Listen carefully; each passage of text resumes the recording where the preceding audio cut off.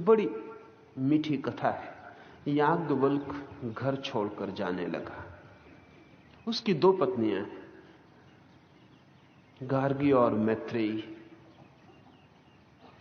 उसने उन दोनों को बुलाकर कहा कि मेरी धन संपदा आधी आधी बांट देता हूं, मैं जाता हूं अब त्याग करके।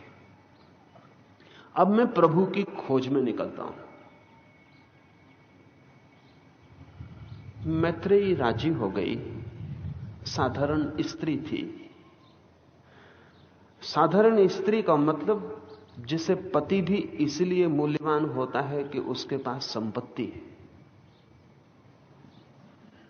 ठीक है, पति जाता है, संपत्ति दे जाता है, कुछ भी नहीं जाता। मैत्रेयी राजी हो गई। वो ठीक स्त्री थी। लेकिन गार्गी ने एक सवाल उठाया। वो साधारण स्त्री ना थी। गार्गी ने कहा कि जो धन तुम्हें व्यर्थ हो गया तो तुम मुझे किस लिए दे जाते हो?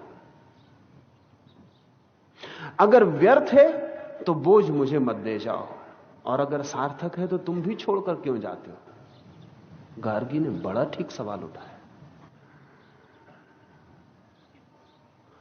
अगर व्यर्थ है, राख है, धूल है, तो मुझे देकर इतने गौरवान्वित क्यों होते हो? अगर सार्थक है तो छोड़कर कहां जाते हो? रुको। अगर सार्थक है तो हम साथ साथ भोगें, और अगर व्यर्थ है तो मुझे भी उसी धन की खबर दो जो सार्थक है, जिसकी खोज में तुम चाहते हो। याज्ञवल्क्य मुश्किल में पड़ गया होगा।